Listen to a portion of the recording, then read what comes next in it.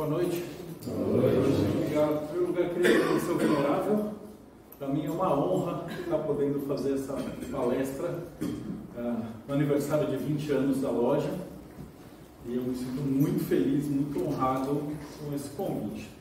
E aí vamos tentar passar para os irmãos, para os convidados, um pouquinho da ideia do que é Kabbalah, né? O que é Kabbalah, porque todo mundo já ouve falar, e tem a Madonna, aí tem o Kabbalah Center, tem as pulseirinhas, tem os nomes de Deus, todo mundo fala, pô, deve ser um negócio muito legal, e realmente é muito legal. Eu prometo que no final dessa palestra vocês vão estar tão apaixonados por Kabbalah como eu sou. Então, essa figura que vocês estão vendo chama Árvore da Vida. Ela é a base de praticamente todas as mitologias, todas as religiões, todas as ordens iniciáticas e a jornada do herói. Então, todos os filmes, livros, história em quadrinho. Então, basicamente tudo que o ser humano constrói está dentro dessa estrutura, né? Então, ela é constituída de 10 esferas e mais uma esfera invisível e 22 caminhos, que cada um deles representa um arcano do tarô ou uma letra hebraica, né? Pode começar. Então, a Kabbalah, antes da gente chegar na Árvore da Vida e eu explicar um pouquinho as esferas, eu vou explicar da história da Kabbalah. Ela começa no Egito, né? Alguns dizem que vem antes, Atlântida, mas documentadamente a gente traça isso do Egito. E as ordens de construtores e sacerdotes egípcios. O pessoal pergunta, pô, mas a maçonaria, né? O que ela tinha de especial? O pessoal tinha medo. O pessoal esquece que maçonaria quer dizer construtores. E naquela época, os construtores, eles tinham uma espécie de segredo. Eles estavam associados com os sacerdotes porque eles construíam os templos. E aí eles sabiam toda a engenharia, a geometria, a matemática, e eles sabiam uma coisa que era praticamente magia. Eles sabiam ler e escrever. E a gente não fala, pô, ler e escrever todo mundo sabe, né? Todo mundo sabe hoje, mas imagina um mundo onde ninguém sabe ler e escrever. O Carl Sagan, ele escreve, numa das palestras dele, ele fala que ler é a maior prova que o ser humano é capaz de fazer magia. Porque você pega um pedaço de folha, um monte de folha de árvore, cheio de borrão de tinta, aí você olha para os borrão de tinta, um maluco que morreu 300 anos atrás, conversa com você dentro da sua cabeça, e a hora que você fecha o livro, você aprendeu alguma coisa que não estava lá. E agora você sabe, você se tornou mais inteligente. E esse conhecimento veio literalmente do nada. Então, um livro é a prova de que o ser humano é capaz de fazer magia, né? E eles aprendiam por que as ordens também eram secretas, né? O pessoal olha a maçonaria secreta e tal. Hoje não mais, mas naquele tempo, quando nem tinha esse nome ainda, essas ordens eram secretas porque você tinha o domínio da engenharia. Então você não podia recrutar qualquer um na rua e ensinar para o cara o segredo para fazer uma espada de metal, uma catapulta, um castelo com passagem secreta, um muro com a fundação que não ia cair quando a catapulta jogasse uma pedra, um barco de guerra. Então você tinha um monte de segredos técnicos que você não podia passar para o outro lado, porque você corria o risco de um espião estar infiltrado ali, ele ser de uma outra cidade-estado, e de repente os caras vêm e tomam a sua cidade. Então todos os segredos de defesa de um reino estavam na mão dos maçons, estavam na mão dos construtores. Por isso que tinha tanto teste, você tinha que selecionar quem aprendia isso. Só que estava tudo misturado, então eles aprendiam também filosofia, matemática, medicina. E principalmente uma coisa que tinha nos egípcios era o livro dos mortos, que era uma série de livros com uma série de ensinamentos e práticas que você tinha que seguir durante a sua vida para ser uma pessoa melhor, para quando você morresse, quando pesasse o seu coração diante de uma pluma, ele fosse mais leve. Então você falava assim, eu não menti, eu não roubei, eu não traí minha esposa, eu não matei ninguém, então, mais tarde spoiler, isso vira os 10 mandamentos. Mas eram basicamente essas regras de conduta, né? E desse livro, né, desses conhecimentos, ele vai ser dividido em 3 grandes vertentes de conhecimento da humanidade. Então tem a Kabbalah judaica, que todo mundo já conhece, que vem pelo Moisés. Então vocês já assistiram o desenho da Disney, o filme, a novela da Record, Então, todo mundo sabe, ele era o faraó, ele foge, abre a água, sai cozinhando. E essa base dessa estrutura da Cabala, que era passada de boca a ouvido, então vai dar origem ao que a gente chama do judaísmo, né? Cabala judaica. Então, essa é uma das vertentes. Mas o que o pessoal não conhece ou conhece menos é que os gregos também bebiam muito dessa sabedoria. Eles levaram esse conhecimento egípcio para a Grécia. Só que eles chamavam de gnose. E principalmente foi distribuído isso através da escola pitagórica, das mitologias e das histórias e do teatro, né? Então, qual é a diferença principal entre a gnose e a cabala? Os judeus são monoteístas e os gregos são politeístas. Então, para os judeus, a cabala significa receber. Então, você medita, depois a gente vai ver, Deus está lá em cima emanando sabedoria, inteligência, rigor, vontade, beleza e tal, e você, recebendo essas instruções e essas meditações, você se torna uma pessoa melhor. Para os gregos, eles eram politeístas, eles acreditavam em Deus e a natureza. Então, eles tinham uma coisa chamada teatro, que era uma espécie de ritualística.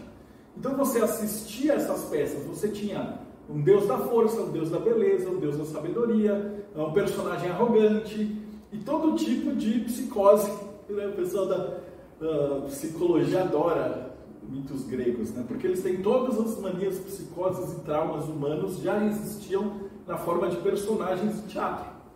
E aí você acompanhando essas histórias, você aprendia alguma coisa. Então, por exemplo, a gente ia falar de, sei lá, arrogância e tem que obedecer os mais velhos. Então, na Kabbalah você vai ter umas passagens da Torá, onde você medita, você aprende que o mais velho é mais sábio, tem que obedecer, e aí você assimila esse conhecimento. Os gregos, eles têm uma historinha, né? Então ele tem o pai que está preso com o filho num labirinto com o Minotauro, aí ele constrói umas asas de cera e fala, agora você vai escapar dessa vida ruim. E ele foge lá voando. Mas ele fala, não chega perto do sol que vai dar merda. Mas ele faz o quê? Ele fala assim, não, esse velho só fala besteira e tal, eu sou muito mais poderoso. Aí ele voa perto do sol e a asa derrete, ele cai e morre. Então você assistia essa peça, ou lia esse texto, ou escutava essa história e meditava. Falava, ó, é bom eu escutar o mais velho que ele sabe mais, né? Então são jeitos de passar isso. Eu estou aqui numa loja maçônica, a gente vem dessa tradição hermética. Porque tudo nas ordens iniciáticas é passado na forma de um ritual e na forma de um teatro. A iniciação é um teatro na qual a gente vai receber vários ensinamentos e conforme a gente vai passando de grau, são vários teatros que passam vários conceitos, ok? E tem uma terceira vertente, que o pessoal esquece que o Egito fica na África, que esse conhecimento ele desce para as tribos, né? Primeiro pela rainha do Sabá e depois passa pelas tribos, né? No norte da África, depois desce, e eles incorporam isso aos espíritos da natureza, ou aos orixás. Então ali você vai ter um orixá que vai representar a justiça, a beleza, a força, os oceanos, a mãe, etc. Que a gente depois vai dar uma volta gigantesca, né? Eles vão ser escravizados, trazidos para cá, vai vir a igreja católica ainda, vai dar um cambole aqui. Guarda esse pensamento, que eles tinham toda essa mesma estrutura, né? Dos gregos eles vão para os romanos, e aí essas divindades começam a fazer umas plásticas. Então a gente sempre aprende na escola que tipo, Zeus é igual a Júpiter, mas não é. O Zeus, ele é tipo um velhinho barbudo que fica no alto, ele parece um senador grego, ele é um velho inteligente que governa ali os relâmpagos. Já o Júpiter, se você olhar as estátuas, ele é mais um general. Então ele está meio vestido de armadura, ele comanda meio que um exército, ele é mais ativo, ele desce com uma porrada, ele bate os raios. Por quê? Porque esse era o ideal romano de um general. Enquanto que para os gregos, como era uma lei da mais ateniense, ele tinha a ver com a ideia de democracia do Senado. Netuno também, o Poseidon é um deus que o pessoal morria de medo, porque ele afundava os barcos, mandava os monstros, fazia um monte de coisa. Já Netuno é super gente boa, ele distribui riquezas, e ouro, e vinho, e cavalos, etc. Porque aí você vai entender que o barquinho dos gregos, ele era um barquinho que ia lá para o Mediterrâneo e podia afundar ou não e tal. O barco dos romanos era muito melhor. E o Mediterrâneo já era como se fosse o quintal deles. Então, as divindades vão adquirindo outras características. E as histórias e lendas vão mudando. Depois os romanos entram em contato com os vikings, francos, celtas, gauleses, lusitanos. E eles vão trocando essas experiências.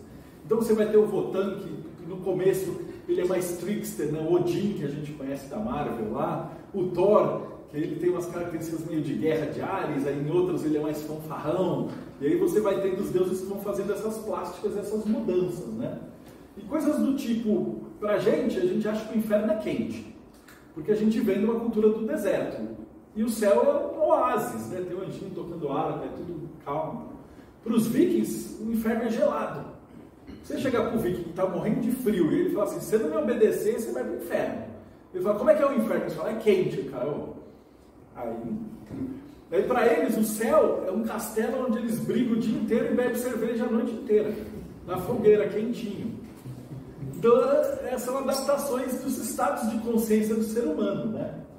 Então, tipo, e eles estavam todos felizes ali, até que no ano 600, em Roma mesmo, surge a Igreja Católica, Apostólica Romana. E aí essa igreja, ela vai passando com o exército, e é onde ele vai vendo as vilas dos deuses pagãos, e eles vão dominando tudo, e eles vão trocando. Então, se tinha uma deusa da colheita, agora era uma santa. Se tinha um deus que lá matava um dragão, agora é São Jorge. Então, a Brigitte vira Santa Brígida. E assim sucessivamente. Eles vão pegando as qualidades dessas divindades e eles vão transformando e adaptando nos santos católicos. E eles tinham uma coisa bacana que eles iam fazendo imagens. Então, se você prestar atenção na iconografia dos santos, você vai ver que o santo ele carrega... A Santa Luzia, por exemplo, ela tem um par de olho na mão. Aí a outra santa carrega umas chaves, carrega não sei. E se você estudar as estátuas e os desenhos dos santos, você conhece a história deles. Então você também continua com a tradição hermética, né, lá da Grécia, de contar histórias para aprender. E os judeus estavam quietinhos lá deles, passando lá de boca ao ouvido e tal. Aí acontece os muçulmanos, tem as cruzadas, tem um monte de treta, e depois a Igreja Católica começa a perseguir a galera cristã não católica dentro da Europa. E aí eles chegam nos judeus. E eles falam assim, amiga, ou vocês se convertem, ou vai todo mundo para a fogueira. E aí nesse período começam a surgir os textos judaicos.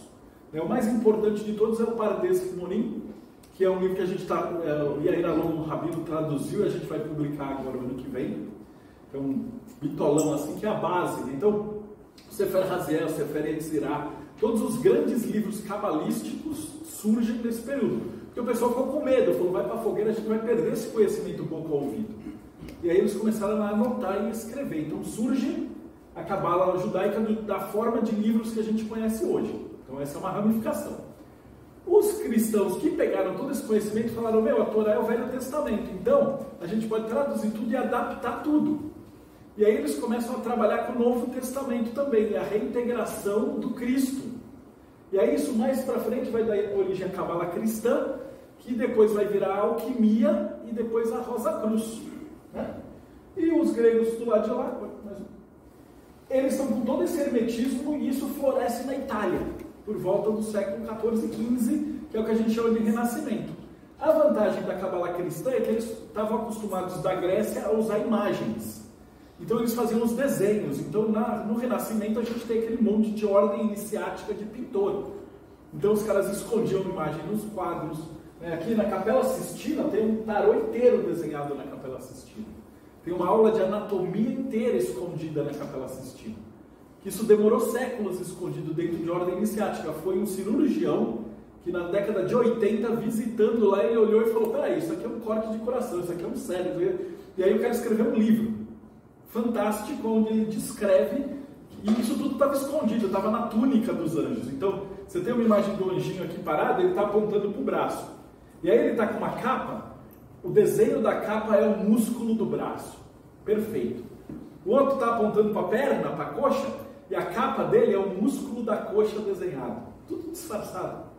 Então essas ordens iniciáticas já precisavam passar essas informações, né? Para frente. E aí a gente chega na Cabala. Então fala assim, eu quero aprender Cabala, mas qual? Não tem 3 vertentes. Você pode aprender a judaica, que é uma religião, ela tem restrições, então você não pode misturar carne com leite, então tem uma série de coisas. Tem o Shabat, tem uma série de regras. E aí tem o Kabbalah Center, que é o mais, vamos dizer assim, gentil de todos. E para você estudar Kabbalah de verdade, você tem que ser homem, mais de 40 anos, com um filho, hebraico fluente. E aí você vai estudar as permutações dos nomes de Deus e das letras e tal. Já na Cabala cristã e hermética, aí você pode usar o tarô. O pessoal pergunta, por que o tarô tem aquele monte de desenho maluco, é um oráculo e tal, para que surge o tarô? O tarô surge nesse período, que era um jeito de você alfabetizar as pessoas no hebraico. Porque o hebraico tem uma coisa muito legal, que ele é composto de símbolos. O nosso alfabeto latino, ele é vulgar. Então significa que Marcelo é só um som, Marcelo. Mas quando você está falando assim, Aleph, Beit, Aleph, você está colocando ideias. Então a primeira letra é o Aleph, significa o sopro de Deus. Por isso que no tarô ele é um louco. Então se você pegar a imagem do tarô, ele é um doidinho que está com uma trouxinha, ele está andando, ele vai cruzar um precipício, ele está com roupas multicoloridas. E aí você descreve, olha, a criatividade de Deus, ela paira pelo ar e ela cria tudo, né? No início era o verbo, está associado com o elemento ar e etc. A segunda carta, que é o mago, já é o mesmo louco, mas ele está sentado, a trouxinha está aberta, aí tem 4 elementos em cima da mesa, né, que representa ali os mundos. Então ele já é o senhor daquilo, é a letra Beit, que representa a casa de Deus. Então o sopro de Deus da criatividade habita a casa de Deus, e aí contudo o mago cria, o mago é um artesão, artífice. E aí você vai tendo as explicações. E é muito louco, porque aí o Aleph Beit forma a palavra grega alfabeto, que pra gente é o alfabeto. Se você não tem o alfabeto, você não compreende o mundo. Do mesmo jeito que se eu estivesse dando essa palestra em russo, vocês não iam estar entendendo nada. Só quem está assistindo no YouTube ia ter a legenda. Porque você precisa de um alfabeta para entender o universo. Não adianta eu não consigo passar as maiores verdades do universo sem as 2 primeiras emanações de Deus. Percebe? Então o alfabeto hebraico é maravilhoso. E as permutações e gematria e combinações das letras são assim. Para a gente que não sabe, a gente pode estudar a Cabala cristã, que aí você vai ter uma coisa que foi desenvolvida na alquimia e depois foi para o rosacrucianismo, né? Então você pode ir na Amorc, que é a porta de entrada de todo mundo, e depois a Tom, que é a tradicional ordem martinista, e depois você vai descobrir que existem várias ordens martinistas, francesas, inglesas, alemãs, que elas traduzem isso. E aí eles publicam em imagens, que aí as imagens são cheias de símbolos. E aí com a explicação dos textos alquímicos, você vai trazendo esses ensinamentos para a sua vida. E a Cabala hermética foi absorvida pelas ordens maçônicas, porque ela trabalha com astrologia. O templo que a gente está aqui tem essas colunas, tem símbolos zodiacais. Mas não é que essa astrologia, esquece essa baboseira de jornal, de horóscopo. A astrologia é um conjunto de símbolos muito mais complexos, muito mais bonitos. Ele representa todo o ciclo da vida, representa o planeta, as estações do ano, uma série de coisas muito bacanas, né? E foi adotado na maçonaria. Então a gente usa teatro, iniciações e símbolos para ensinar as coisas. Por que tem isso na maçonaria? Vou falar rapidinho, por conta desse camarada que chama Elias Ashman. Ele era um alquimista e ele foi o responsável pelas primeiras estruturas do ritual maçônico. E aí ele escondeu toda a cabala dentro do ritual maçônico. E falou, desse jeito vai ficar perpetuado para frente. E da maçonaria isso vai depois para Golden Dawn, vai para a teurgia, vai para o próprio martinismo, para a Rosa Cruz. Então todo esse conhecimento alquímico ficou espalhado nas ordens iniciáticas. Mais um. E como é que a gente entende aquela árvore? Então, usa uma memória do comecinho da palestra. A gente vai começar com o dia e a noite, ou o piso quadriculado, né? Ou o yin e o yang. Então, durante o dia, o que as pessoas faziam? Elas acordavam, ordenavam as vacas, cuidavam dos cabritos, estavam as crianças. Você tinha que trabalhar, você tinha que agitar, você tinha que ir para fora, você tinha que viver. E chegava de noite, você tinha que recolher tudo, trancar coisas, ficar comendo dos lobos, guardar as ovelhas e relaxar e ficar quietinho. E no dia seguinte, bagunça, e de noite quietinho. Isso é uma época que não tinha luz elétrica, nada. Então, a noite era noite. E aí, você dá observação do mundo, você tem essa figura. Então, o Yang é para fora e o Yin é para dentro. E depois você faz uma série de outras associações. Ó. No Oriente, eles usam aquelas carpas que ficam circulando, porque o Yin Yang tem que estar sempre em movimento. Você respira, você põe o ar para dentro e para fora, você põe comida para dentro e para fora, senão você não vive. Intelectualmente, você discute, conversa. Vocês vão reparar que tem um pontinho aqui em cada um. que o Yang tem um grande Yang e um pequeno Yang. Porque, por exemplo, agora eu estou dando a palestra, mas aí se alguém levantar a mão e falar assim, eu estou com uma dúvida. Então, vocês estavam todos quietinhos, alguém levanta a mão e fala, tem uma dúvida. Então, alguém manifesta. Aí eu tenho que calar a boca e escutar. Se eu continuar falando e ignorar a pessoa, não há diálogo. E aí eu tenho que escutar a pergunta, trazer para dentro, ver se eu sei a resposta. Aí eu falo. Aí alguém levanta a mão e fala, veja bem. Aí o diálogo começa e os peixes nadam. Então eu piso um mosaico em cima, que a gente precisa saber calar e falar. E entender o diferente, né? São vários pretos e vários brancos, não é um piso cinza.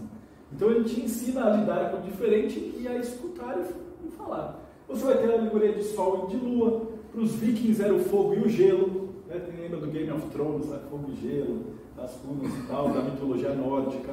Então são coisas diferentes, mas iguais. Vocês vão reparar, isso vai acontecer muito nessa palestra. Isso vai desdobrar nos 4 elementos. Então, quem assistiu Harry Potter são as 4 casas. Vamos um pouquinho mais para lá, vocês conseguem. Não está muito perto. São as 4 casas, mas tem os 4 fantásticos também. Né? A alquimia. Então, tudo começa aqui. Então, o grande Yang, fogo, a grande terra, o grande... Se um expande e outro contrai, quando você contrai muito, é o sólido, é a matéria. Quando você expande muito, é a alma, é o espiritual. E aqui no meio eles são equilibrados, então é a mente. E os gregos falavam corpo, mente e alma, que são os 4 elementos. E aí você tem aquela grande enigma, né? Porque tem 2 pés, depois tem 4. Você vai aprendendo essas sacadinhas. Os 4 naipes do baralho vêm daqui. Eu vou falar um pouquinho de cada um. Vamos lá. O primeiro, terra, que é o mais denso. Todas as mitologias falam que Deus criou o homem a partir do barro. E aí, se você for olhar na Grécia, você vai entender o Calião e Pirro, que ele sai do dilúvio e joga as pedras viram os gregos. Na Babilônia, o Utnapishtim sai e joga as pedras, formam os gregos. Na China, a divindade criadora, ela senta no rio amarelo e pega aquela argila e faz os chinesinhos e vai esculpindo todo mundo. Depois ela pega uma corda, ela enche o saco assim, ela amarra assim, joga e faz o resto. Ela é a explicação de que porque tem pouca gente que quer se lapidar e a maioria quer ficar bruto. Você tem toda essa ideia da pedra. E você tem uma figura que era a iniciação da caverna. E essa caverna era muito importante, porque os druidas, os xamãs e tal, eles eram iniciados num lugar super escuro, eles eram levados para dentro dessa caverna, às vezes tomavam um enteógeno e tal, passavam a noite lá, isolados na escuridão, e aí no dia seguinte os irmãos e irmãs iam lá e tiravam e davam a luz para essa pessoa.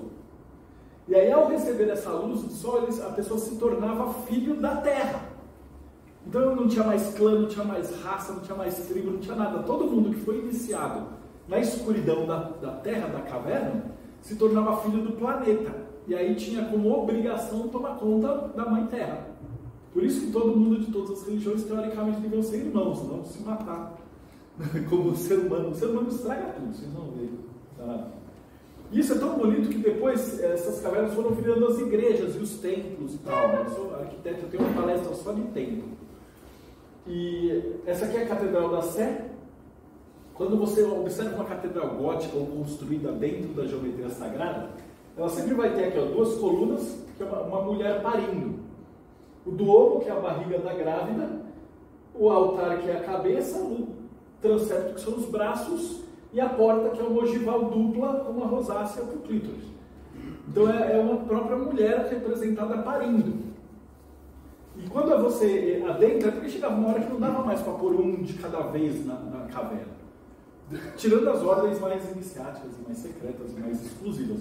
Mas o povo, eles entravam dentro da igreja, recebiam alguma coisa, que eu já vou falar, e daí saíam teoricamente melhores do que eles entravam. E aí depois da igreja vira universidade, vira escola e vira ensino básico. Então você vai vendo que todo mundo ele vai seguindo uma lógica de adaptação, né? E se a mãe terra, a gente tem um pai fogo, que é a divindade, que é o topo da árvore. E na Bíblia, em todos os lugares, sempre que alguém vai falar com Deus, o que acontece? A árvore pegando fogo. Então sempre tem lá a árvore pegando fogo. Vai chamar o gênio e tem que esfregar a lâmpada. O anjo chega, tem um brilho. Prometeus rouba o fogo dos deuses, Loki rouba o fogo dos deuses, várias divindades roubam o fogo, né? Você tem a ideia do cocar, da coroa, do turbante, né? Como se fosse uma chama vindo da cabeça das pessoas. Mas o cara lá no meio da Amazônia não copiou o rei da França, nem da Inglaterra, e vice-versa. Mas todas as culturas do mundo falam a mesma língua, porque ela é espiritual. E por que o fogo? Daí tem uma história muito legal do antropólogo que fala que é o seguinte: imagina que a gente é uma tribo, está na África, nunca ninguém no planeta viu um fogo. E a gente é os macaquinhos lá caçando e tal, de repente tem uma tempestade, cai um relâmpago e tem uma árvore pegando fogo. E aí a gente chega lá, ia caçar um mamute e viu o fogo. O cara mais esperto daqueles carinha vai olhar e falar assim: peraí, isso aí é óbvio que é um pedaço do sol que caiu. Faz sentido. Aí alguém deve ter posto a mão e queimado. Vai falando: mano, queimei. E aí os caras, e brilha, e não tem como pegar. E aí alguém teve a ideia: putz, mas está morrendo. Aí junta a folha, aí começa a pôr folha. Aí surge a primeira religião do mundo, que é sacrifício para fazer a chama ficar acesa. E aí depois os seres humanos aprendem a fazer fogo, dominam o fogo, tem os lares, tem as divindades do fogo que aqueciam as casas, aí você tem as divindades solares, e aí você tem Jesus, depois do mito. Então você vai vendo que também só vai fazendo plástica. E o fogo sempre representa a civilização, o progresso, a vontade. Né? O termo grego é eros. O termo, depois em inglês, é telema, o grego. Então, telema, que é a vontade. E o meio de campo, aí nota que depois tem os naipes do tarô, né? Copas, vem tudo daqui. E o deck de tarô, que depois tem as cartas de jogar, é de As até 10 nos 4 naipes. Mas as figuras da corte, eles representam o universo. E aí a gente vai ter uma parte aqui no meio que é a mente, que está dividida em 2 partes: razão e emoção. Então a razão, segundo Pitágoras, está dividida em 3 estudos que a gente vê no 2º grau: gramática, retórica e lógica. Gramática significa vocabulário para você entender o universo. Então, gramática não é só saber português, alemão, francês e tal, mas se eu tiver uma fórmula química, mandar ela para a China, os caras fazem um perfume. Se eu projetar um prédio, mandar para a Inglaterra, os caras constroem um prédio. Se eu tocar uma ópera e mandar para a Alemanha, os caras tocam minha ópera. Então, e é invisível, é pelo ar, é um pergaminho, né? É aquela magia que o Carl Sagan falava. Então, gramática é isso. A retórica é você pegar a gramática e construir o mundo. Então, quando você escreve uma coisa, você está construindo aquela realidade. Ela é representada pela folha, a folhinha de árvore. Por conta do Odin, que estava na árvore da vida, ele pega as folhas que caíam da árvore da vida, e aí nas runas ele desenha o resto do universo. Então, quando você escreve uma poesia, um texto, uma redação, você está construindo o mundo. E essa batalha ela é mais forte. O Shakespeare falava: a pena mais forte que a espada. Que as batalhas do século XXI elas são travadas no mundo da retórica. Né? Quando a gente tem hoje em dia, principalmente o Brasil polarizado, acontece alguma coisa, o jornal de direita e o jornal de esquerda retratam essa coisa. Parecem 2 universos diferentes. Né? E assim está no mundo inteiro, né? Infelizmente. Mas a retórica é isso, é você construir o mundo com essas palavras. E depois a lógica é a espada, na qual você está usando a retórica, que são os golpes, para você travar uma luta. Então, se eu quiser vender para os irmãos, sei lá, aquela garrafinha de água, mas aí um irmão quer vender uma outra garrafa, um copo d'água, a gente pode fazer igual no Game of Thrones, aí dar um machado para cada um, os caras se matam lá, quem ganhar, todo mundo vai comprar a garrafinha. Ou você pode argumentar e falar: minha garrafa é de metal, ela não tem o líquido gelado. Eu falo: mas a minha é mais barata, a Madonna usa.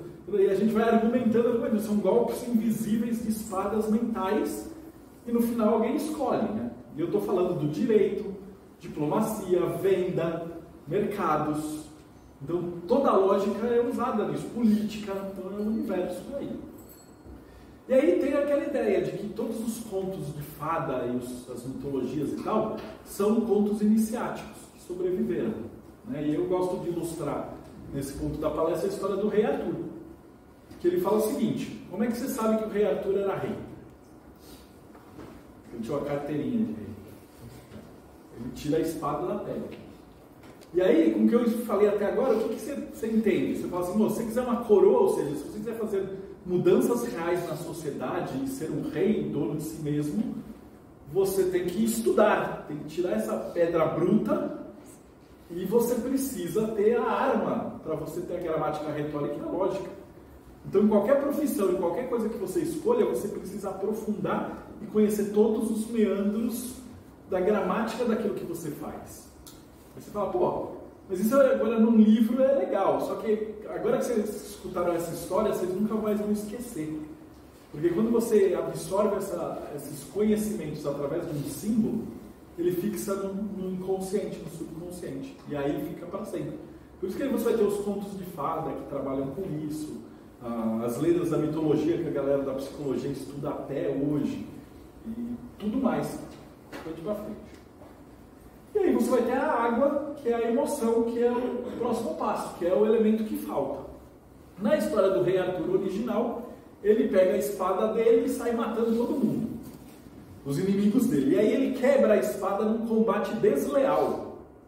E aí ele percebe, putz, não basta eu ser inteligente, mas se eu for um filho da puta, eu vou ser só um filho da puta inteligente. Eu preciso de alguma coisa que é o amor, que é a água. Então, a emoção é essa. E aí ele entende que ele precisa ter um propósito. Ele vai até a Dama do Lago, ela reforja a espada dele. E aí, com a espada Excalibur, né, forjada 2 vezes, aí ele vai atrás do Santo Graal. Que o Santo Graal vai representar uma coisa. Eu vou fazer um parênteses. Lembra que eu falei que a Igreja Católica roubava tudo dos outros e mudava tudo? O Santo Graal não era o Santo Graal, ele era um negócio chamado cornucópia, que era nosso símbolo do mestre de banquetes, que é o seguinte: quando Zeus estava escondido de Saturno, a cabra alimentava ele. E aí ele estava brincando com a cabra uma vez de criança, arrancou o chifre da cabra e matou a cabra. Os deuses transformaram a cabra numa constelação e o chifre ficou no Olimpo, e do chifre brotava comida, ambrosia, hidromel e tal. E quem comesse lá daquela comida também virava um deus. Então os heróis gregos estavam se matando para subir no Olimpo para comer do banquete dos deuses. Aí você fala, tá, ok, mas o que isso tem a ver na vida real? Você fala assim, imagina que você entra na faculdade de direito, sei lá. Aí você tem lá, professor, doutor, fulano. Aí você olha e fala, não, esse cara é bom. E aí você cola junto do cara e faz os trabalhos e tal, e vai estudando, e vai assistindo palestra, e vai procurando os caras bons. E aí você se forma em mestrado, doutorado, 20 anos depois você é convidado para o Congresso dos Pica da Galáxia.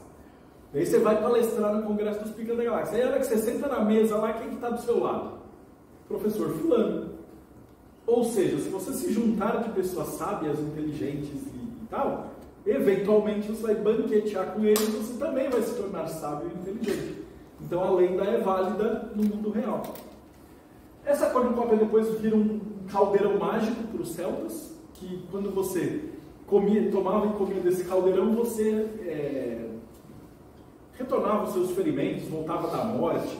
O exército que tinha esse caldeirão era indestrutível, porque você não adiantava matar, eles tomavam a sopa e voltavam, eles ficavam mais fortes. Tinha uma série de superpoderes. E aí os deuses falaram assim, esse caldeirão é muito perigoso. Eles esconderam o caldeirão no fundo da terra. E aí Arsus, que era uma primeira versão celta do rei Arthur, junta com 12 guerreiros, eles vão atrás de buscar esse caldeirão mágico. Muito tempo depois, na lenda cristã, eles olharam e falaram, mano, caldeirão de bruxa, para aí. Então agora vai ter um cálice, e esse cálice vai ter pego o sangue do Cristo à cruz, e agora ele é mágico. E quem beber do Santo Graal vai ter todas as feridas espirituais, e vai curar, e vai ver Deus, e vai...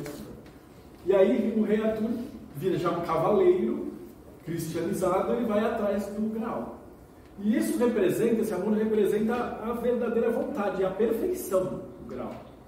Então a ideia do buscador é que ele sempre vai estar buscando o Graal, só que tem uma pegadinha, o rei Arthur não encontra o Graal. Ele vai até um castelo e eles falam, putz, estava aqui, mas foi lá para a Escócia. Ele ia lá para a Escócia. Ele chegava no castelo e os caras falavam, mano, estava aqui, mas está lá na França agora. Aí já tocava ele lá para a França. Aí ele chegava na França e falava, não, mas acabou de perder, ele está lá na Inglaterra. Resumindo, ele morre e não acha. porque o grau representa a perfeição. Então imagina que você é um pintor. Aí você faz um quadro, olha e fala assim, mano, obra-prima. Aí na semana seguinte você aprende uma técnica de esfumaçado, aí olha para o seu quadro e fala assim, eu faço melhor. Já foi seu santo grau para o outro castelo. Aí você vai pintar o outro quadro. Aí olha, você faz um quadro melhor que o anterior, você fala, agora eu consegui. Mas aí na semana seguinte, se você olhar seus trabalhos de 5 anos depois, atrás, você vai ver que você tem que estar sempre evoluindo. E você nunca vai conseguir esse grau. E nunca vai desistir de buscar. Então esse é o paradoxo aí do mago. Aí eu coloquei esse do Asterix só para você ver que vai fazendo plástica nas coisas, né? Eles vão pegando as lendas e vão transformando. Pode ir. Então você tem esse símbolo que é o da evolução. Então primeiro você vai trabalhar a cruz, que é se melhorar. Quando você chegar nesse ponto da verdadeira vontade, aí você colabora com o todo. Então, por exemplo, eu não posso pegar alguém para mandar para as Olimpíadas se o cara acabou de aprender futebol. Primeiro o cara treina, depois o cara joga 10 anos, aí o cara fica bom, aí ele junta no time. Primeiro ele lapida a pedra bruta, depois ele encaixa no edifício social. E aí vai ter uma parte de cores, que eu também não vou entrar muito em detalhes, mas o pessoal trabalhava com o que a gente chama de cromoterapia hoje, eles já tinham.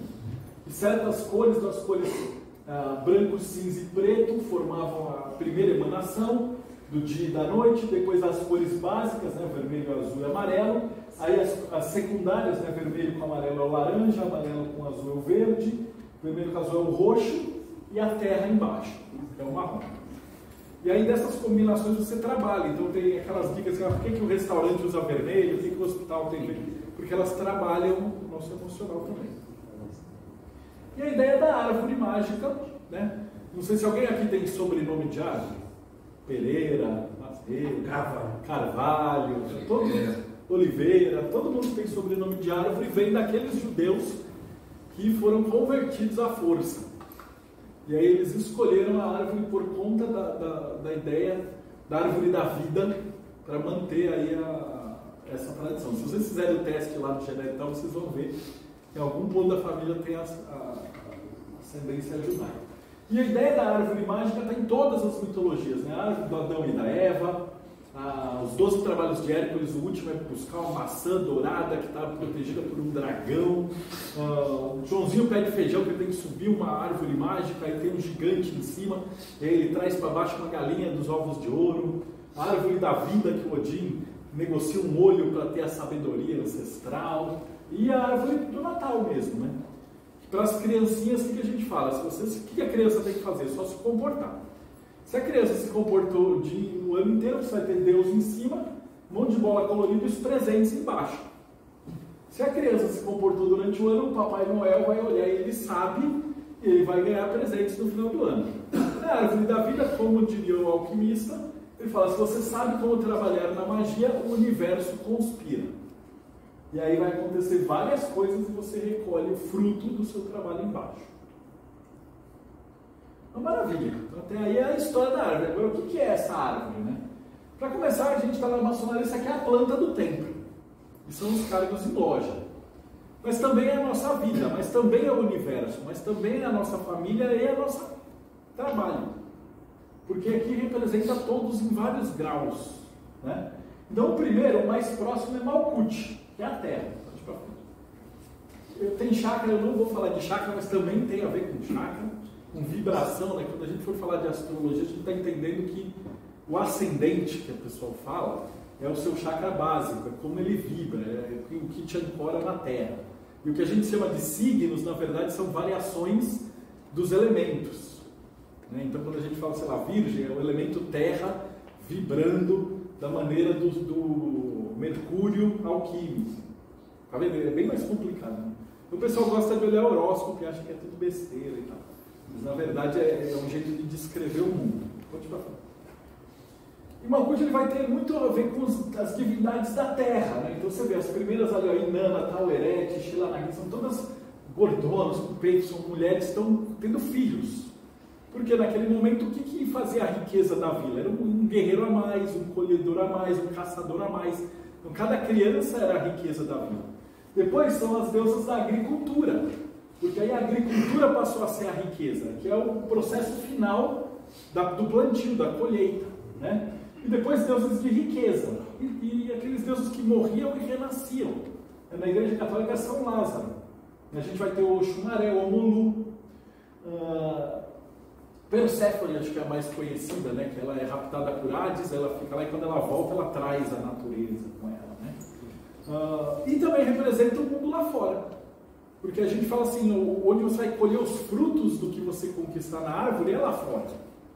Então você não vai falar assim, eu sou um arquiteto. Você vai falar assim, não, os outros arquitetos me reconhecem pelas minhas obras. Você não vai falar, eu sou advogado. Não, os outros advogados me reconhecem como igual, pelas minhas obras. Então se você estudou, você vai colher. Se você não estudou, você não colhe. O fruto é colhido lá fora. Então é isso que representa o reino, né? E na jornada do herói, que eu esqueci de falar, eu falei de todas as religiões. Mas existia um camarada chamado Joseph Campbell, que ele é um historiador que ele juntou, e ele foi o primeiro cara que sacou que todas as mitologias tinham um deus da guerra, um deus da arara. Ele foi o primeiro cara que entendeu isso, e ele criou esse conceito do monomito.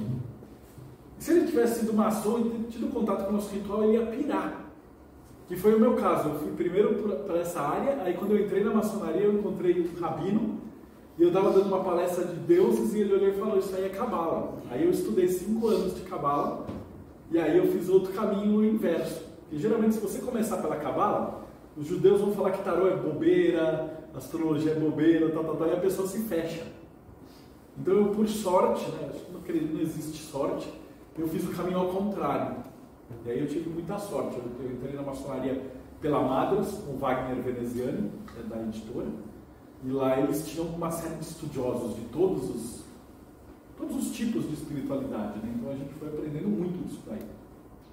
Mas enfim, o Campbell estudou isso. E aí ele tem um livro que chama O Poder do Mito e o Herói de Mil Faces. E tem um vídeo disso, uma entrevista, vocês acho que deve dar para conseguir na TV a cabo.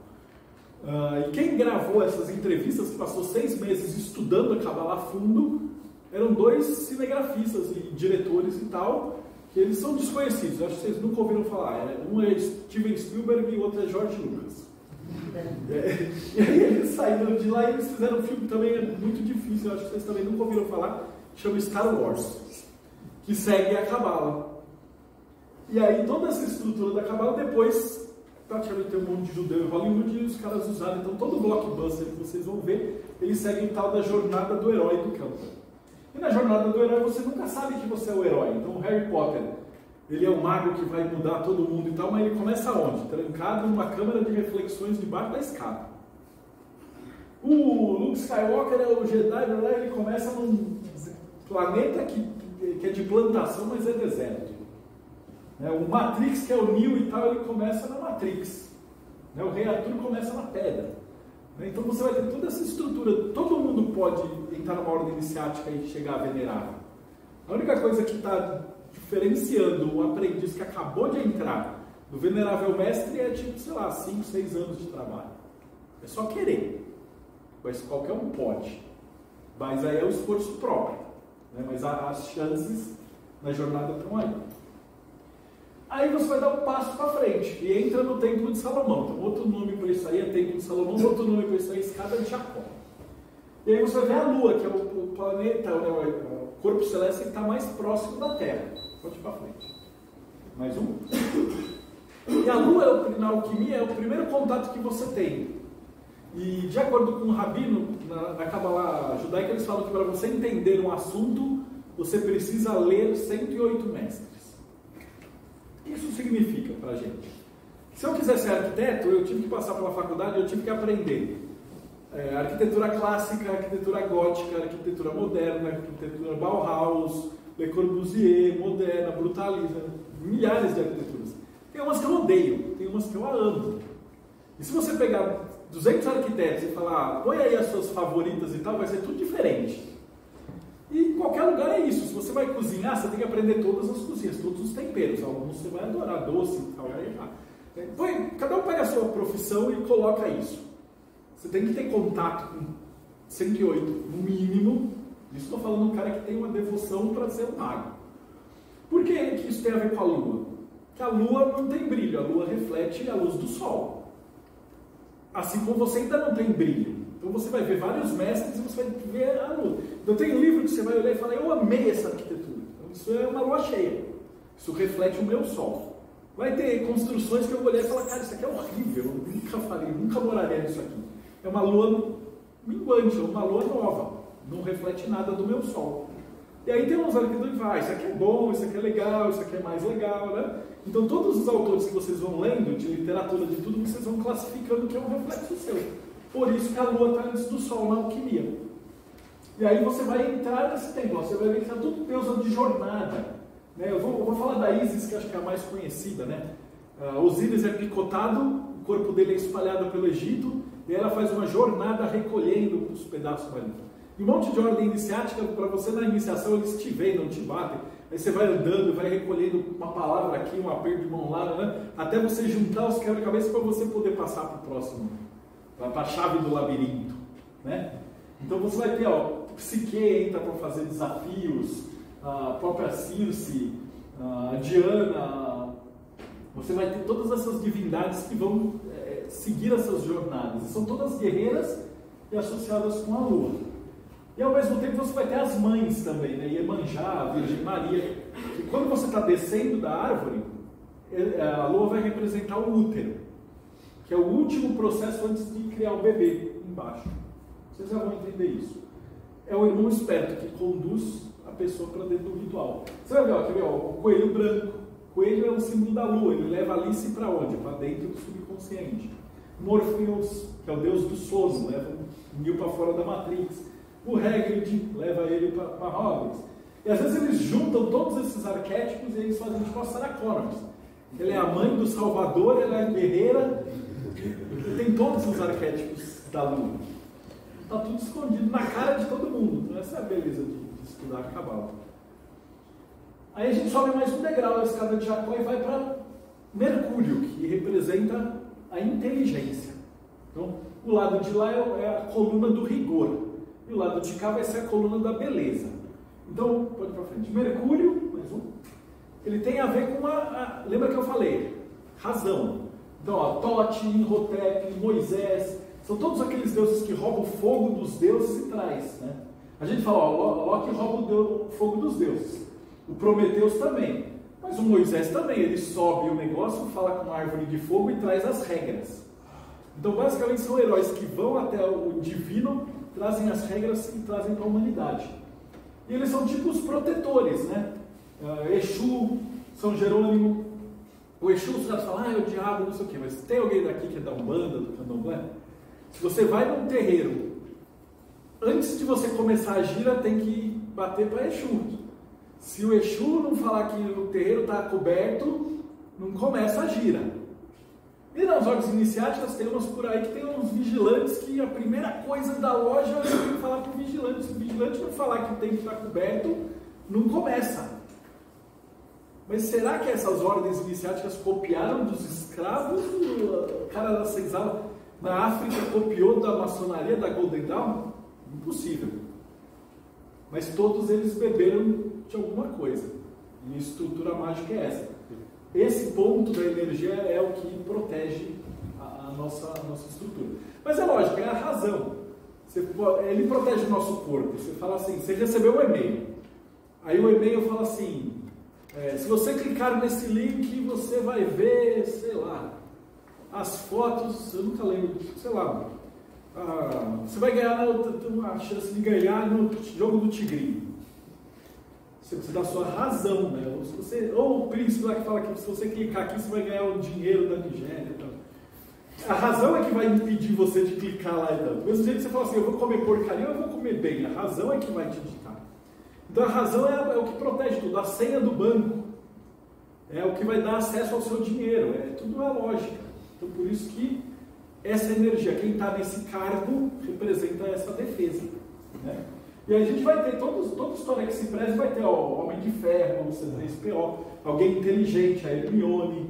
Então sempre vai ter um personagem que é um cientista, um robô, alguém que tem todas as inteligências. Tem um robozinho, o C3PO fala todas as linguagens do universo. Sempre vai ter essa figura. Pode ir para frente. E quando você entra na árvore, quando você entra em qualquer profissão, é um aprendiz, é um faixa branca.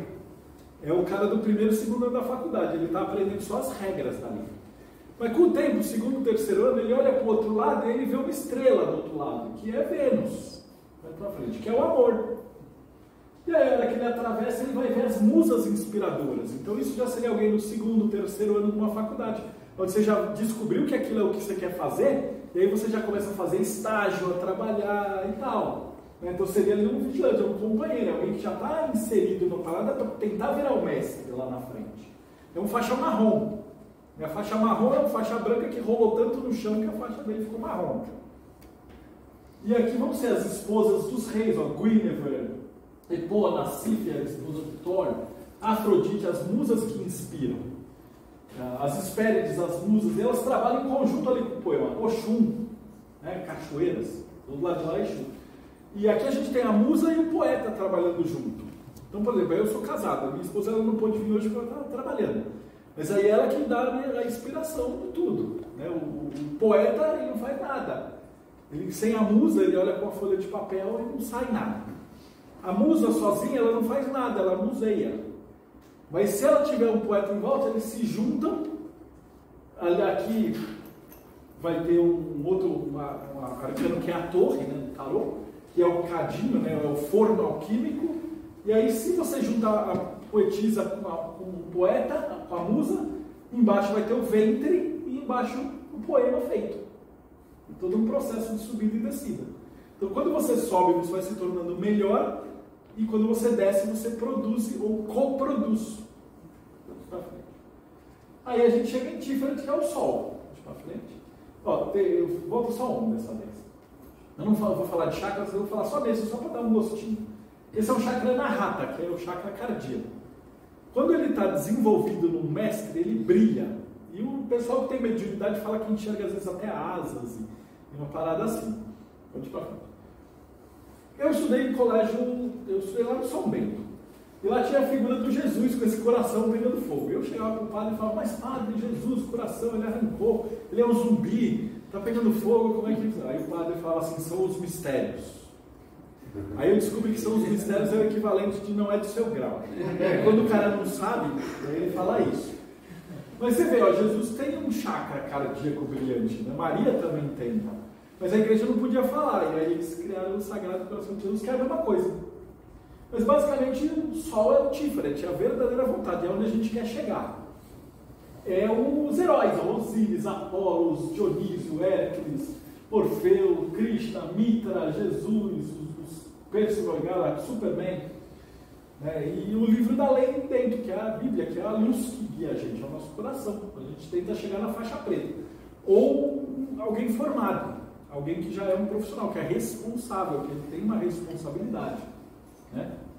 E aí uma coisa muito engraçada, porque você vê, todos esses deuses eles morrem e renascem, tal qual o Sol, que nem nós morremos e renascemos várias vezes na nossa vida.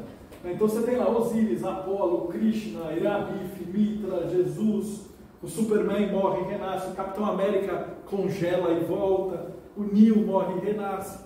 Então todas essas histórias, esses símbolos, eles trabalham como o Sol, porque a gente está sempre nesse processo. E você fala, pô, Deus, mas se Jesus é o meio do caminho, a gente está tudo fodido, e agora? Mas lembra que eu falei que daqui para cima todo mundo é igual. Né? Então, primeiro você se lapida, e agora você vai participar do grupo. Então, o próximo degrau da estrada de Jacó é o rigor e a misericórdia. Então, Marte e Júpiter. Né? Então, Gevurah, que quer dizer rigor, no lado, na coluna do rigor, pode ir para frente. Pode ir para frente. Ele vai estar ligado aos deuses da porrada, né? Ares, Hefesto, Marte, Vulcano, Tutati. Se não é um deus de porrada, é um deus de forja. E olha que coisa louca, todos os deuses de forja que construíam espadas e tal, eles eram todos aleijados, cego de um olho e tal. Por que na mitologia era assim? Porque na vida real, forjar a espada era a coisa mais valiosa que tinha, porque era o metal que ia definir quem tinha a espada melhor. Você não podia ensinar para qualquer um. Então eles pegavam os heróis de batalha, que às vezes o cara perdia uma perna numa guerra e não podia mais ser soldado. E aí só esses caras tinham, eles chamavam de arte de Tubal-Caim, que era quem recebia a qualidade de ser o cara que forjava as armas. Por isso que tem essas divindades, eles são coxas. Tá? Bonito também. E também que o cara é coxa, ele não pode sair correndo e fugir com o segredo, se um dia ele decidir trair o grupo. Mas tem Kali, Thor, Ogum, né, Vulcano, São Jorge, o Han Solo, o Gimli, o anão, né, tem o anão e o elfo aí também, né, a Excalibur, a lança, todos esses processos. E o tesoureiro numa firma. E o tesoureiro tem que ser porrada. Se o tesoureiro for bunda mole, aí não cobra, não paga, esquece, aí a loja é despejada. Na nossa vida a gente tem que ter o rigor de Marte. Percebe que a gente tem que ser a árvore. E a nossa empresa tem que ser a árvore. E se você entender a árvore, você entende a vida. É como se fosse um checklist da realidade. Depois recebe, que é Júpiter. Júpiter é a prosperidade. Pode ver. Prosperidade, a caridade, planejamento, né? Ó, Zeus, Júpiter, Odin, Wotan, Poseidon. Olha aqui embaixo. Assim. Então, esses são os primeiros conselheiros. Ó, Taliesin, Merlin, Dumbledore e Gandalf. Igual. Mesmo arquétipo. São os caras que já chegaram lá e eles estão ensinando os outros. Né? Como eu disse que aqui é o cara que é um recém-formado, Marte seria o cara com 5, 10 anos de profissão, 15, o cara está batendo, matando leão por dia. Tá? Júpiter já é o cara com 20, 25, 30 anos de profissão, é o cara que já dá curso, já escreveu livro, é um consultor, as pessoas vêm aprender com ele, o cara domina o que está fazendo, igual Zeus. Né?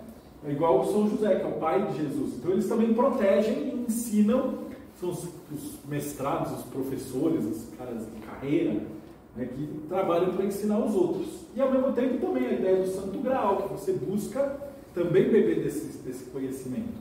E o hospitaleiro, que é um cara que vai zelar pelo cuidado dos outros. Então, o dinheiro entra na tesouraria e sai na hospitalaria. Então toda loja que se preze, ela vai estar ligada com um orfanato, um hospital, uma creche, qualquer coisa. Né? A minha loja, por exemplo, a gente tem uma ONG que cuida de crianças autistas, carentes. Então, os irmãos tinham filhos que tinham problema, viram o problema que era. Aí o irmão Márcio fundou essa ONG e aí com as verbas que a gente consegue depois a gente vai falar disso do saquinho, né? Não vou entrar nos detalhes, mas a loja se cotiza também para fundar isso. Hoje, se eu não me engano, já são 4 lojas. E assim sucessivamente, né? Você tem hospitais que são mantidos por maçons, etc. Ok? E aqui tem a ver muito com planejamento. Eu cito o Oxóssi, para quem gosta, que enquanto o Ogum vai lá e fica dando porrada, o Oxóssi para, mira, dá uma flechada e mata o cara e resolve. Então, quando você planeja, no hebraico, as 3 palavras para prosperidade, caridade e planejamento têm a mesma raiz. Então, se você planejar bastante, que nem o Oxóssi, você vai ser rico porque você vai ganhar muita coisa. E aí você tem a obrigação de ser caridoso como o Graal. E aí tem a Sedaká, que é o dízimo, de onde veio a hospitalaria, toda essa parada. E aí só uma curiosidade para você ver que o Steven Spielberg e o George Lucas manjam da parada. Esses caminhos, eles são as letras hebraicas, também são os arcanos do tarô. Esse caminho específico é o caminho que liga o rei no Santo Graal.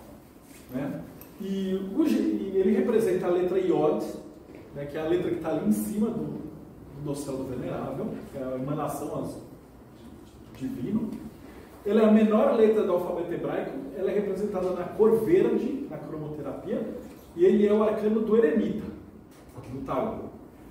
E aí, Luke Skywalker, quando ele vai pegar o grau final, ele tem que viajar para um planeta muito longe, que tem um cara que mora sozinho, que é um eremita, que é um anãozinho verde, e que chama Yoda.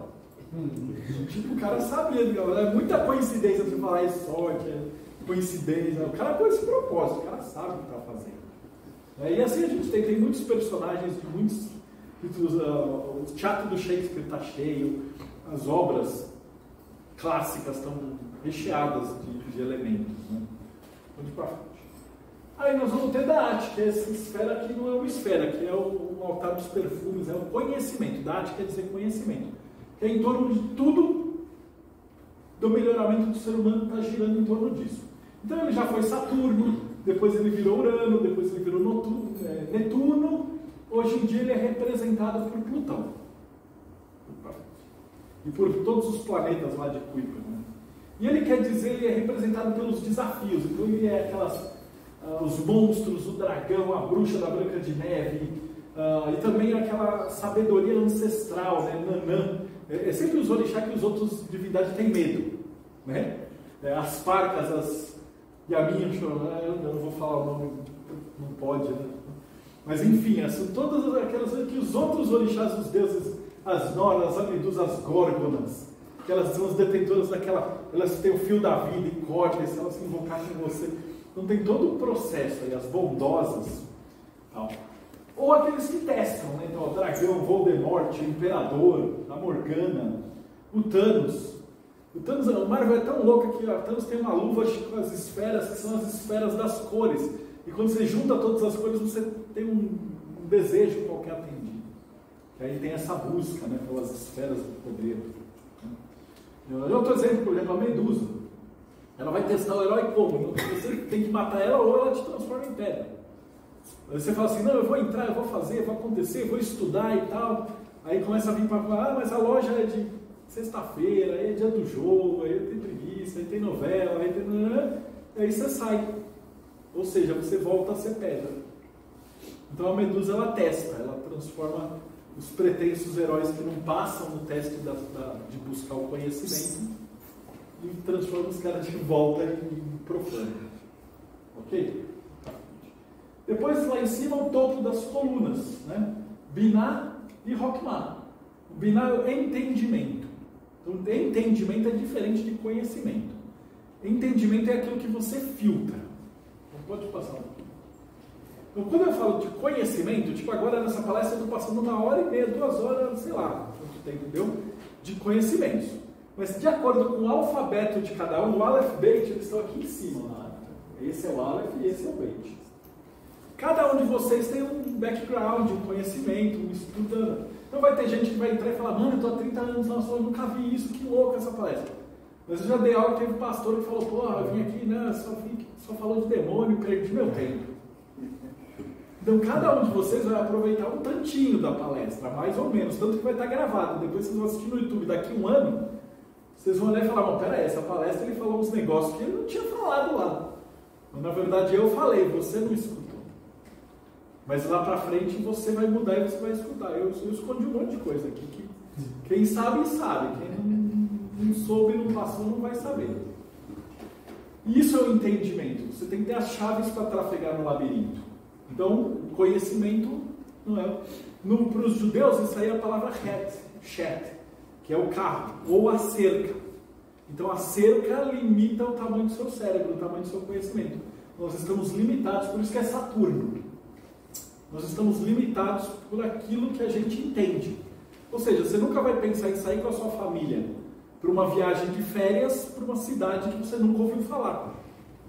Primeiro você vai olhar no Google, aí você vai pesquisar se tem hotel, aí você vai ver se tem hotel que aceita pet, se tem criança, se tem não sei o que. A hora que você adquire esse entendimento é que você pode fazer a reserva.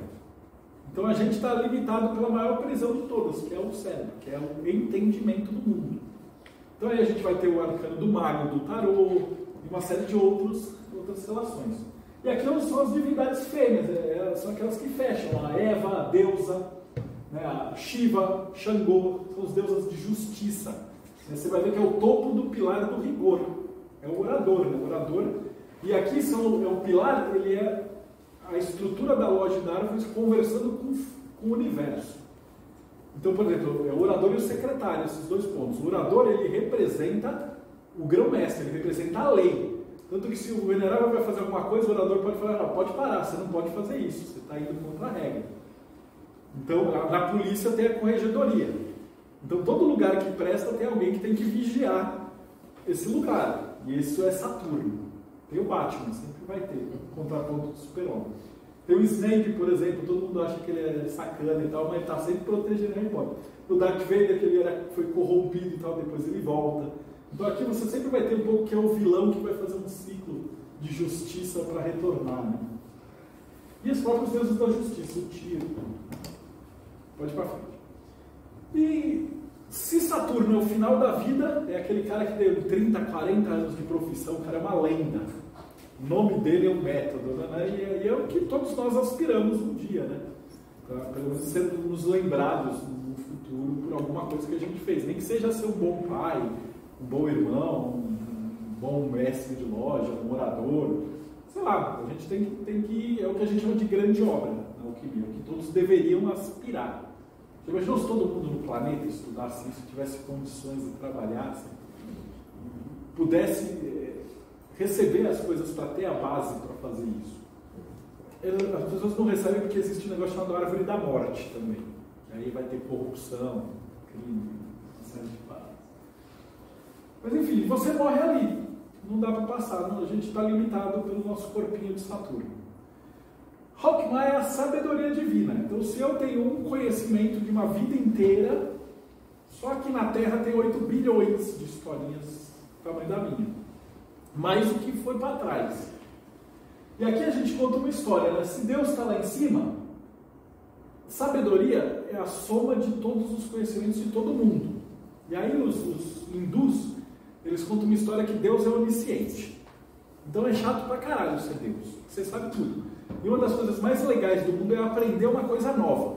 Tipo, eu aprendi um negócio que eu não sabia, eu falo, mano, que louco. E essa sensação de prazer, eles chamam de lila, é a sensação mais legal do mundo. E Deus não tem esse prazer, porque ele sabe tudo. Então o que ele fez? Ele se dividiu em umas entidades. E aí essas entidades foram se procurando, se encontrando, se estudando, e aí ele aprendendo um monte, ele teve um monte de prazer, e aí ele voltou a ser. Ele falou, mano, isso é muito legal. Ele se dividiu em um monte de entidades e foi vasculhando o universo, aí ele voltou de novo. Ele falou, cara, essa sensação é maravilhosa. E aí ele se dividiu em todos os seres vivos. Então, de acordo com o hinduísmo, desde a formiguinha, a bactéria, no formigueiro até o ser humano, você é uma parte do divino conhecendo o universo. E aí, quando você morre, você retorna, levando o conhecimento e o prazer de estar aqui encarnado. Então, aqui são deusas do caos. Yansan, Oiá, Santa Bárbara, que é a padroeira dos maçons, né? Eram os relâmpagos. Naquela época não tinha para-raio, né? O maçom era o para-raio. Então ele rezava para Santa Bárbara. A tempestade, as valquírias, o caos, toda essa área, e é o secretário, né? Ele é o cara que representa o caos que vem de fora para dentro, convites, regras, atas. Ele é a memória do universo. Então essa é a ideia da memória, o akasha, o inconsciente coletivo, então está tudo no caos. E aí finalmente, mais um, Keter, que é a coroa, que é Deus. Vamos a um chakra coronário, o nome não é à toa, e as divindades, ó, Deus, Alá, Enki, os Ibeji, querubins, os ases, os cérebros. Se você for ateu, ainda assim a árvore é perfeita, porque ela vai te dar todos os estágios de consciência de alguém numa profissão, por exemplo. É só você seguir, é uma fórmula pronta. Essas divindades elas só contam historinhas, mas que elas têm que refletir na prática. Cada um tem um estágio de vida. E esse seria o venerável, é o que tem quem está no comando de tudo, nesse momento. E aí essa árvore ela vai estar dividida. Então, nos 22 caminhos você vai ter 12 signos do zodíaco, 7 elementos, 7 planetas, 3 elementos. Então formam todos os conjuntos do universo. Está tudo representado aqui dentro da maçonaria escondida. Pode ir mais um. E aí como é que se usa? Para que se estuda a Kabbalah? Para você ter essa função de vida. Então, quando você vai produzir, você vai descer a árvore. E vai fazendo esse checklist. Então, por exemplo, o venerável olhou e falou assim, putz, cara, sexta-feira é 20 anos de loja, eu faço o quê? Essa é uma ideia. Começa daí. Aí ele desce um pouco a árvore. Eu posso fazer qualquer coisa. A gente pode, sei lá, contratar umas strippers. A gente pode fazer uma noite de pôquer. Pode fazer uma churrascada. Então, fazer uma palestra. Infinitas coisas podem acontecer. Isso aqui pode tudo, todas as ideias. A gente pode viajar. O que hoje nós vamos fazer para comemorar? Mas aí vai para a restrição. A gente vai fazer as coisas que a gente conhece, sabe? Putz, espera aí, a gente vai estudar. Vamos chamar nossa família. Vamos fazer uma palestra e tal. Porra, legal, uma palestra, bacana. Mas que palestrante que a gente vai chamar? Então vocês não tem como chamar um cara que vocês não conhecem. Mas aí alguém que conhecia, eu não sei da onde, não me lembro, te dou outra palestra, né? E falou, pô, eu conheço um maluco lá que sabe de cabala, vamos chamar ele. Aí, beleza, vamos chamar o maluco. Aí desceram para o próximo nível, que é o planejamento. Então tem o planejamento e o esforço. Então você vai ver, putz, tinha um cara bom de cabala pra caramba, mas ele cobrava uma fortuna para fazer a palestra, então eles chamaram o teu débito. Aí tinha que ver dia, ver data, se eu posso, se eu não posso, como é que faz, como é que não faz, agendou, tal, perfeito, pum. Chegamos no Sol. O Sol é a beleza, é Tiferet, também conhecido como é o melhor que dá para fazer. E aí a gente está tentando vir para baixo, ainda vai ter duas partes, porque não está entregue ainda. Vamos supor que hoje eu tivesse tido um dia de merda, minha avó morreu, eu estou zoado, e eu venho para cá dar palestra ainda assim, eu não ia lembrar das coisas. Então não interessa se você sabe tudo, se você está abalado, se você não está equilibrado, não ia sair um bom trabalho. Por outro lado, você pode chamar um coach, o cara super alegre, faz um monte de palhaçada, não ensina pioca nenhuma, só enrola vocês. Então você tem que saber o que você está fazendo, mas você tem que ter vontade no meio. Aí a gente está fervilhando isso agora, e aí eu entrego o 10. Que é uma última palestra. Quando acabar essa palestra, o 10 vai virar 1 mais 0 e ele vai entrar no cérebro de cada um de vocês. E aí vocês vão processar. Então algum aprendiz aqui que tinha que fazer um trabalho aqui de piso mosaico já olhou e falou, eu já passei um monte de pista, eu fiz todos os trabalhos para vocês nessa palestra. Mas aí vocês precisam ter o alfabeto e tal. Então cada um de vocês vai multiplicar, vai ter gente que vai fazer música, aí vai ter gente que vai querer ocupar o livro, e isso vai multiplicando. Por isso que tem a ideia desse labirinto de árvores e de coisas. Isso vale para tudo. Você fala, mas a cabala só serve para coisas grandiosas? Não. Mano, serve para tipo, você chegou em casa e você fala, eu tô com fome. Aí você fala, eu quero comer, mas que coisas você vai comer? Você não vai comer um prato que você não sabe preparar, que existe. Aí você vai ver rigor e misericórdia. Você fala, eu estou com preguiça, minha geladeira está vazia, ou tem coisas na geladeira? Está vazia, mas eu tenho dinheiro, vamos pegar um iFood. Aí volta para a DAAT. Aí procura ter 1 milhão de pratos, mas você não vai pedir um prato irlandês maluco, você nunca viu na vida para experimentar de noite. Pode você ter uma reunião no dia seguinte, pode dar uma desinteria. Então tudo isso é planejado. E aí, mas aí você acha um prato que você adora e tal, mas custa um absurdo. Ou o seu restaurante favorito está fechado. Então, tudo isso é planejamento aqui. E aí você vai chegar no ponto perfeito. Então, você chega, putz, tem um pãozinho, um presunto, um queijo, vou fazer um sanduichão. Então, você decide até aqui o que vai te atender melhor ali. Mas aí você ainda tem o preparo. O motoboy vai ter que trazer sua comida, ele não vai bater, ele não vai virar. Tem todo um processo. Ou você vai fazer o macarrão, você vai por tanto tempo. Tá? Quantos macarrões vocês fizeram até acertar? Tudo é um processo. E aí vai ter um forno e aí eventualmente você janta. E você pode aplicar a cabala para tudo. E aí esse é o grande segredo do judeu, que os caras queriam matar o judeu. Porque a gente abre e olha uma esquina, um judeu treinado, ele olha e ele enxerga uma padaria. Com grana, não sei o quê. Por isso que eles tinham a sabedoria da cabala dentro deles. A gente que é ocidental, a gente tem que aprender nos livros, treinar e interiorizar. A maçonaria interioriza isso na gente, não deveria.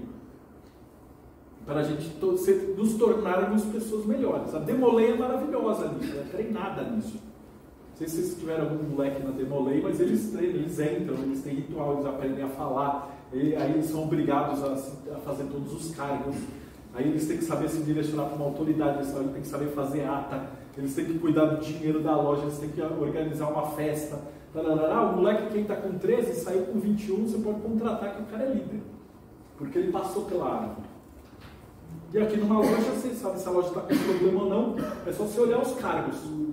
Aí você vê se está entrando nego picareta, se os caras estão pagando, se tem propósito, se tem estudo, se o venerável tem mão firme, se a loja está com problema, se a sua casa está com problema, você avalia aqui. E aí avalia depois o sub, né? Tem a parte de astrologia que eu não vou entrar nessa palestra. Mas basicamente é isso. E aí esse era o livro de cabala que você conheceu, que ele é a prova viva de que o método funciona, porque eu era da Madras, eu demorei 6 anos para escrever, eu estava com ele pronto em 2016, eu passei em 15 editoras, nenhuma quis publicar. Eles olharam e falaram, É um livro de 700 páginas, inteiro colorido, porque eu conto todas as histórias que eu contei aqui, com detalhe, eu explico, eu combino, eu explico os caminhos, todas as árvores de tá, tudo. Aí eu falei, então vamos fazer. Então tinha um negócio de financiamento coletivo. Então eu passei um ano dando palestra em loja, sem ter o livro ainda. Aí os maçons, puta, eu tô louco para comprar esse livro. E aí a hora que a gente lançou, as lojas se cotizaram, então a gente conseguiu pagar e fez. E aí desde então eu tenho, vocês viram lá em cima, já tem 4 prontos, eu estou fazendo mais um. Então eu vou fazendo as palestras, a gente vende os livros, junta e funciona perfeitamente. Então sabendo Cabala, a vida de vocês vai melhorar, porque vocês vão usar isso na prática. É isso, galera. Eu não sei quanto tempo eu falei, se deixar eu vou falando. Uma vez eu perguntei para o Rabino, ele falou, mas para aprender Cabala, quanto tempo? Eu perguntei para ele, quanto tempo demora, né? Ele falou, algumas vidas. Então é isso, gente. Você pode começar a estudar quando vocês quiserem. Eu brinco e falo assim, se você estudar Cabala e tal, quando você morrer, tem 3 possibilidades. Ou os ateus estão certos, então morreu, acabou. Mas aí você passou sua vida inteira estudando arte, vendo os quadros, comparando as cores com outros malucos que faziam símbolos e conectando coisas. Você podia gastar todo esse tempo. Alguém perguntou para mim uma vez, como é que você sabe todos esses deuses, essas histórias e tudo isso? Eu falei, é fácil, eu não sei o nome de um jogador de futebol, não sei o nome de nenhum personagem, de nenhuma novela, de nenhum canal, não tenho rede social de TikTok. Então tá sobrando. Na prática, é um cara que sabe todos os times de futebol e as escalações das Copas, ele está gastando a mesma quantidade de barrite que eu. A questão é aonde que você quer gastar isso. Na sua vida, na sua profissão, em besteira e tal, todos nós. E aí, segundo os ateus, né, acabou, morreu. Então, estudar arte, estudar ópera, estudar músicas, se conectar com isso vai te fazer melhor pelos ateus. Se os espiritualistas estiverem certos, você morreu, você reencarna. Então, tudo isso que você aprendeu, quanto mais perto do que você está, na próxima vida você vai vir melhorado. Então, se você aprendeu música até dominar, de repente na sua próxima vida você vai ser uma criança prodígio, ou nem encarna, ou vai para o terreiro ser uma entidade, ou descobre o que veio fazer e não precisa mais voltar, sei lá. Mas você acumula esse conhecimento para as próximas vidas. Se os crentes estiverem certos, aí quando você morreu, a gente na maçonaria está estudando Cabala, vai todo mundo para o inferno. Mas aí quando vocês chegarem no inferno, você chega lá para o capeta e fala assim, cara, eu fiz uma palestra do Deodébio, ele pediu para chamar ele. Eu vou ter um palácio lá, obviamente, eu espalho a maldade, e aí eu emprego vocês, aí vocês passam o resto da eternidade chicoteando o crente. Então não tem como falhar. Cabala é a melhor coisa para isso. Sem contar que dá para aprender qualquer religião que vocês quiserem, todas elas são a mesma coisa. E aí, através disso, você aprende a pegar o que cada uma tem de melhor, não de pior. E aí você aproveita tudo. Então é isso, gente. E o meu site é o Daito Editora também, eu preciso atualizar esse. Mas é isso. Obrigado, Venerável, obrigado pela oportunidade. Eu espero que tenha sido uma boa comemoração de 20 anos.